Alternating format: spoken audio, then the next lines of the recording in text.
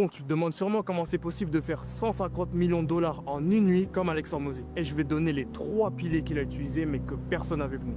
Bon, soyons clairs déjà, tu vas pas faire 150 millions du jour au lendemain, mais au moins tu peux piquer sa recette. Pour comprendre ce qu'il a fait, il faut revenir à de vieilles méthodes de rhétorique, celles d'Aristote, le pathos, le logos et l'éthos. Ce sont 3 stratégies de persuasion utilisées par les plus grands orateurs et je vais t'expliquer comment il les a combinées pour rendre son message presque imparable. D'abord, tu as le pathos, c'est l'appel aux émotions. Le pathos, c'est l'action de persuader son audience en évoquant certaines émotions pour les faire se sentir comme on veut qu'ils se sentent. Et là, Hormozi, il a fait quelque chose d'encore plus fort, c'est de transformer son audience en actrice d'un record mondial qui voulait battre. Donc vous l'avez vu, hein, il s'est dit que là, on va battre le record du plus grand nombre de livres vendus en 24 heures. Et d'ailleurs, il a fait donc là, son audience, elle n'est pas là simplement pour acheter un livre, elle est là pour vivre, pour participer à un moment historique. Et donc là, le résultat, euphorie collective, un sentiment de tribu et surtout une motivation énorme à contribuer. Et du coup, acheter. Ensuite, tu vas avoir le logos. Là, c'est le fait de faire appel au sens logique de son audience, les amener à raisonner. Pour ça, il a tout simplement bombardé son audience de preuves concrètes, chiffres, stratégies, extraits, enfin bref, tout ce qu'il faut pour pouvoir nourrir le cerveau rationnel. Il a vraiment structuré son argument pour que son offre ne paraisse pas tout simplement belle, mais aussi crédible et concrète. Et ensuite, tu vas voir l'éthos.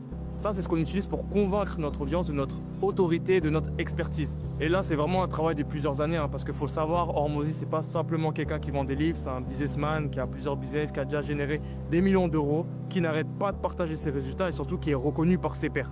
Et ce genre de réputation, ça rassure ton audience et ça les incite à agir. Donc toi, comment tu peux appliquer tout ça, même à petite échelle, pour ton business? D'abord, utilise le pathos pour impliquer ton audience dans une histoire ou un objectif commun. Par exemple, fais-les participer à un défi, à un lancement ou à une transformation qui est partagée. Ensuite, utilise le logos pour structurer ton offre avec des preuves. Donc ça peut être tes méthodes, tes process clairs, tes résultats ou même des études de cas. Et enfin, utilise l'éthos et monte ta crédibilité. Donc si tu débutes, monte ton parcours, monte l'expertise concrète que tu as ou partage tout simplement les premiers résultats que tu as pu apporter à tes clients. Et je tiens à le préciser, tu n'as pas besoin d'un record mondial pour faire ça. Même à ton échelle, si tu utilises le pathos, le logos et l'éthos, ton message capte, convainc et il inspire confiance.